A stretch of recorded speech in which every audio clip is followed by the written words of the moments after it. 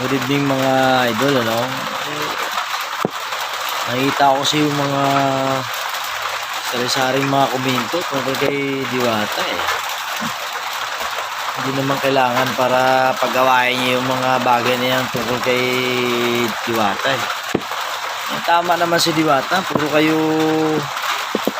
comment na comment kung anong minasabi nyo. Sikat yan eh. Bakit hindi nyo na kailangan pang matikusin kung anong mga salita-salita na. Masyado kayo may ulo nyo sa mga ganyan-ganyan. Dapat nagpo-focus kayo sa mga trabaho nyo, hindi dapat sa mga kung ano-ano sinasabi nyo tungkol sa kay Diwata. Si Diwata, sumikat siya, kailangan niya talaga magkaroon siya ng pera. Ngayon, nagkaroon siya ng pera, comment dito, comment doon.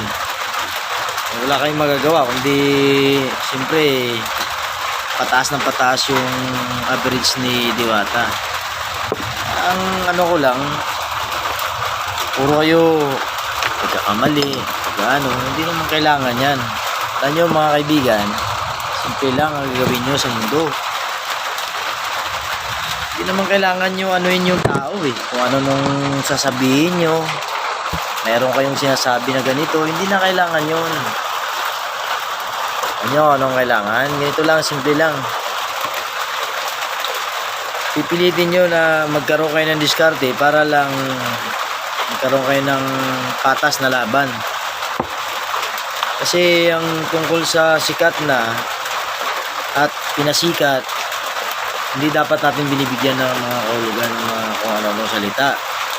Tulad ni Diwata. Umiikot ang mundo nyo sa kanya kung ano sinasabi nyo. Mayroong ganito ganyan, hindi naman kailangan yan eh. Ang kailangan natin, may kanya-kanyang tayong mga diskarte sa buhay. Halimbawa, hindi nakakayanan ng hanap buhay, hindi pagbukas mo ng FB, makikita mo, siyempre balita na naman kay Diwata. Nagreklamo ka ngayon kasi ganito yan. Ako wala akong sa dami kong napanood, iba-iba. May kay Diwata, Wamos, Awit, sino pa mga sikat na mga vloggers. Ako pinapanood ko, pero never ako nagsalita ng pagka hindi na siguro maganda. Pero yung akin kasi, opinion ko lang mga kaibigan. Sila kasi naging sikat na kasi nga meron na silang pera. Kapag binabash sila at lalo silang pinapanood at lalo silang kinukomment na kung ano-anong mga panlilita, tumataas yung mga average nila dun sa comment na masama sila.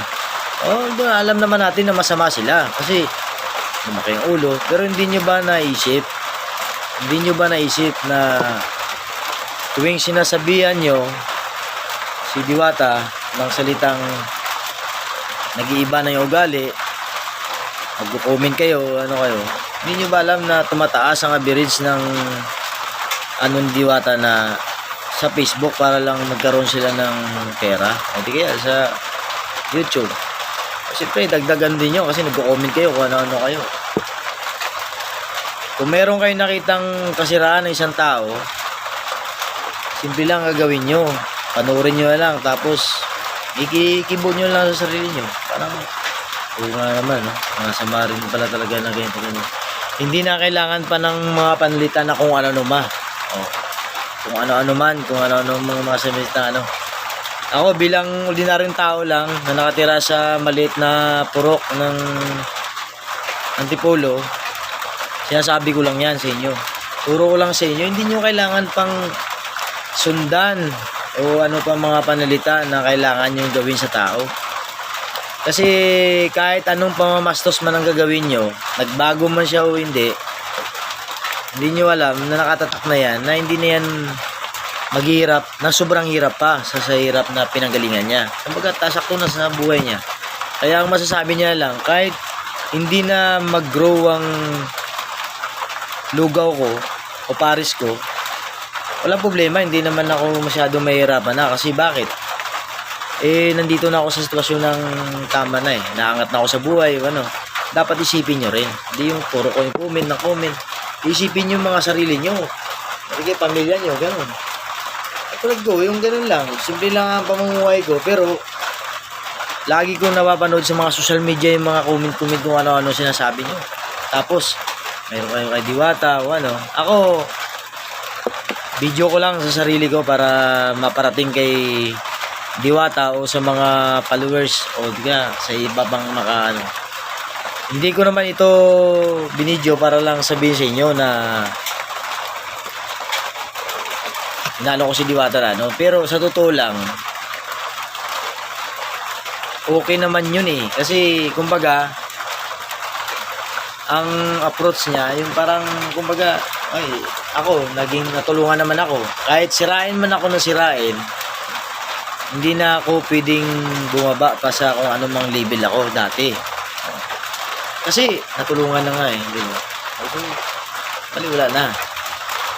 Kaya sana naman, may dindihan nyo. Kayo, comment kayo ng comment. Kung ano sinasabi nyo. Hindi yan hindi na obra kasi nga mayroon na yan, mayroon na siya. Comment kayo ng comment na marami nahihirapan. Kahit ako din naman eh. Marami na nakikita sa lansangan na mas ubod ng sobrang nahihirapan. Ang dami kong kita sa social media na sobrang nahihirapan. Alam ko yan, dami talaga. Eh kung pabor sa Panginoon, sa Diyos na tayo'y tutulungan para matulungan din yung mas mahirap, yun ang gampanan natin. Hindi na yung abulin pa yung tao na nagkaroon na ng pera, tapos nagkaroon na ng pera, haabulin nyo pa ng habulin ng kung ano ng mga social media, wala na kayong magagawa doon. Kasi bakit? Buhay niya na yun eh. Ang masasabi niya lang sa inyo, para lang kayong isang papel na nagsusulat ng susulat tapos hindi naman pala babasahin, di ba? Wala na, okay na yun. Hindi nyo na kailangan pa sabihin nyo. Alam nyo mga parigoy, mga marigoy, yan.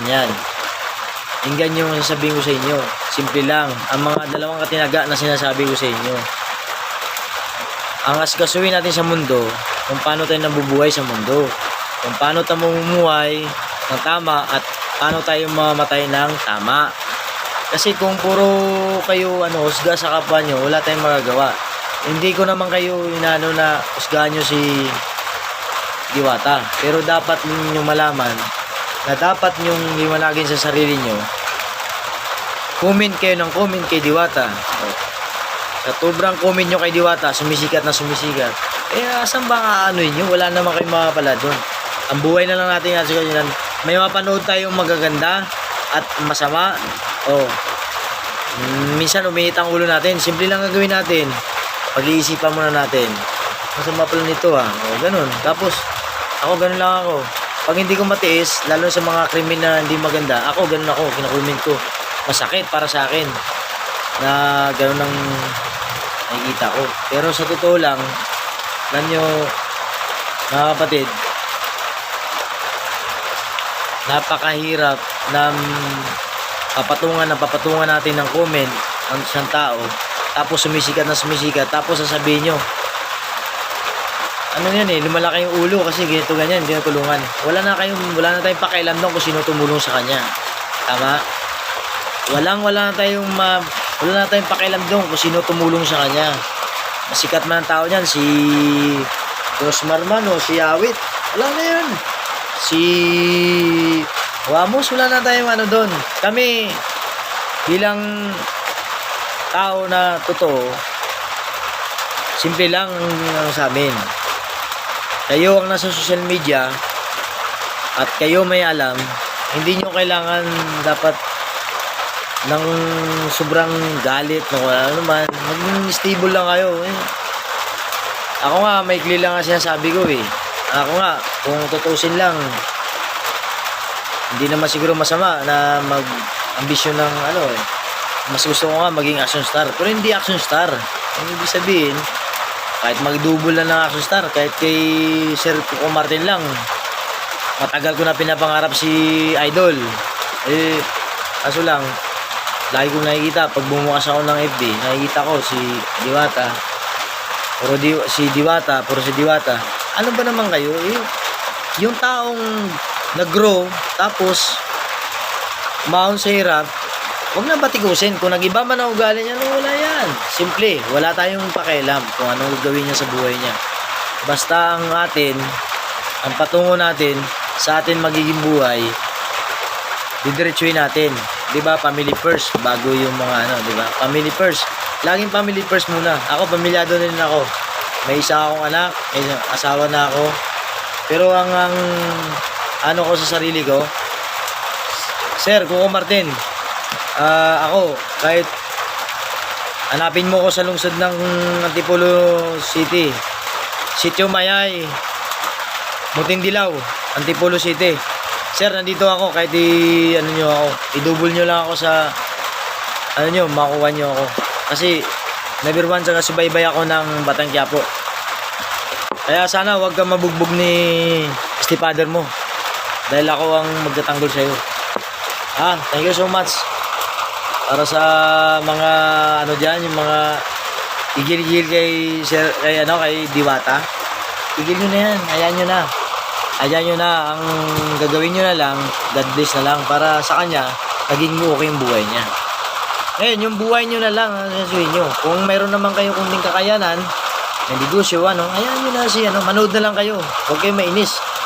Kasi ako, nainis ako dati sa mga nakikita kong tamo, wala na mga pala. Ngayon, dito tayo sa maganda. Alam sa mga dyan, sa mga simpleng mga tao dyan na nagsusubaybay sa paliwanag ko, mabigyan lang ng pansin yung sinasabi ko. Kasi mahirap sabihin na ako wala akong pinapalabas na video tungkol kay Diwata o lahat naman napanood ko yan. Isa nga sa TikTok niya nakikita ko nga yung kwentuhan lang na nakita ko na sumisigat. Oo, alam ko naman si Diwata, nakita ko nagsimula lang yan nakulong, tapos sa presinto pa nga, nagpresenta pa nga ng nagrampa pa nga para lang sa problema niya nasaksak siya o nasaksak o nakasaksak siya.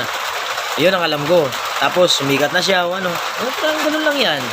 So ibig sabihin dito sa mundong ibabaw, nagkakaroon lang tayo ng nagkakaroon lang tayo ng palitan. Kung ibig sabihin ng palitan, ngayon ako, dito lang ang buhay ko. Isang lang ako na yamak na masayista lang din naman ako. Tapos minsan pag walang ginagawa, construction worker ang pasok ko, trabaho ko. Nakasurvive ng pamilya ko. Pero laking pangarap ko talaga na wala akong aral talaga na ibubuga ang sarili ko. Pero ibubuga ko lang talaga, panawagan ko, Sir Coco Martin, Idol Raymond Bailon Jr., Antipolo City, Mutindilaw. Pag ako ginanapan mo, gagawin ko lahat para malaman mo kung Pero alam ko hindi ako sikat. Kasi ngayon lang ako nag-video, sir. Pero subukan nyo ako.